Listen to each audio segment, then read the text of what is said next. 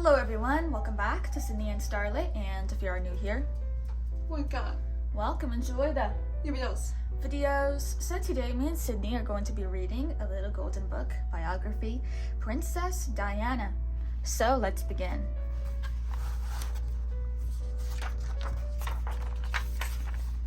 Diana Frances Spencer was born on July 1st, 1961 in Sandringham, England. Her family, which included her parents, 2 older sisters, and a younger brother, lived in a big house on one of Queen Elizabeth II's estates.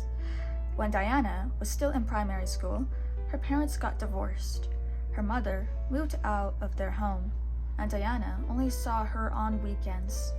This made her very sad. Diana enjoyed riding her bike and playing with her little brother and their pets. They had hamsters, rabbits, a cat named Marmalade, and a guinea pig named Peanuts. At school, Diana was an average student, but she was very good at sports, music, and dance. She became a talented pianist and especially loved ballet, practicing whenever she could. When Diana was 13, her father inherited a mansion in the English countryside. Their new home had 31 bedrooms and plenty of space for Diana to dance. Her father also inherited a new title and was now Earl Spencer.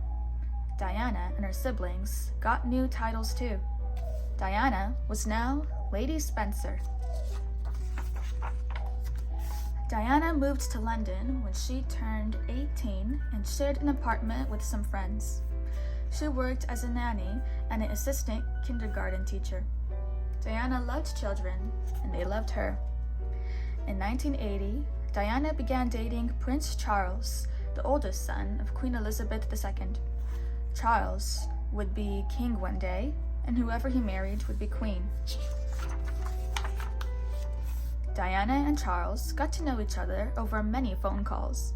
Charles also invited Diana to evenings at the opera and dinners at Buckingham Palace, the home of the royal family. Soon, reporters realized that Prince Charles had a new girlfriend. They started following Diana everywhere she went, and her picture ended up in all the newspapers. Diana didn't like the attention, but she was falling in love with Charles. She knew that being with a prince meant being in the public eye. After just a few months, Prince Charles asked Diana to marry him. She said yes. When they announced their big news on February 24, 1981, the whole world got a glimpse of her stunning sapphire engagement ring. Diana got right to work and prepared for life as a princess. There were so many things she had to learn. Diana was given princess lessons and taught the proper way to wave, sit, bow, curtsy, and hold a teacup. Being a princess is harder than it sounds. Soon the big day arrived. On July 29, 1981, Lady Diana Spencer married His Royal Highness the Prince of Wales in St. Paul's Cathedral in London. It was a grand ceremony with about 2,500 guests. Another 750 million people watched on television. Diana's gown was one of the fanciest wedding dresses people had seen. It was embroidered with sequins, lace, and 10,000 pearls. The veil that was attached to her tiara was 459 feet long. After the ceremony, Diana and Charles left the church in a horse-drawn carriage. Everyone hoped their life would be a fairy tale, like their wedding. Diana now had the title Her Royal Highness, the Princess of Wales.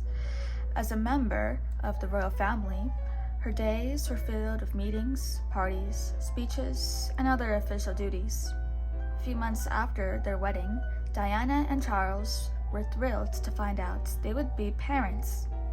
In 1982, their son, Prince William, was born, followed by Prince Harry 2 years later. Diana loved being a mother and changed the way royal children were raised. Until then, nannies had cared for the kids, but Diana believed that a mother's arms are more comforting than anyone else's. She took her young sons along on royal business trips, and when the boys started school, she dropped them off and picked them up herself. She also showered them with affection, often kissing and hugging them in public. Diana tried her best to protect her children from the media, but it got harder and harder. She had become a fashion trendsetter, and soon she was the most photographed person in the world. The public loved to see the fancy outfits she wore to different events, and designers copied her dresses because so many people wanted to look like her. Diana's fans also noticed when she changed her hairstyle, and many changed theirs to match hers. While she didn't like the constant media attention, the woman who was once known as Shadi used her fame to bring awareness to charities and organizations that helped improve lives. The ones especially close to her heart promoted the banning of landmines and helping people who are homeless, as well as those with HIV or AIDS. During her many visits to hospital and schools, Diana became known for spending hours talking to people and listening to their stories. She truly cared and tried to help all those in need. Diana wanted her sons to know what the world was like outside the royal family. She said, "I want my boys to have an understanding of people's emotions, their insecurities, and their hopes and dreams." Diana often took William and Harry with her when she visited hospitals, homeless shelters, and orphanages. She longed for them to experience a normal life, so they sometimes took public transportation around London. In 1995, after 15 years of marriage, Diana and Charles divorced. Diana knew she'd never be queen, but this didn't matter to her. Instead, she said she liked to be a queen of people's hearts. Sadly, on August 31st, 1997, Diana died in a car accident in Paris. The whole world mourned. People left about 60 million flowers at various memorials throughout London, including Kensington Palace, where she lived. On the day of her funeral, 1 million people stood on the streets of London to say goodbye to their princess, and over 2 billion people watched on TV. Diana made a lasting impact on her family and the world.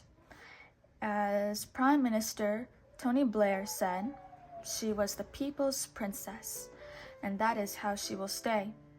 Today, Diana's legacy lives on in her children. Prince William and Prince Harry have their own families now, and they continue to do charity work that was so dear to their mother. Diana's kindness and compassion will never be forgotten, and she will forever be remembered as the queen of people's hearts. And that is the end. So that is it for today, everyone. Really hope you all enjoyed it, and we'll see you all next time. Bye-bye. Bye-bye. Pick out your favorite page.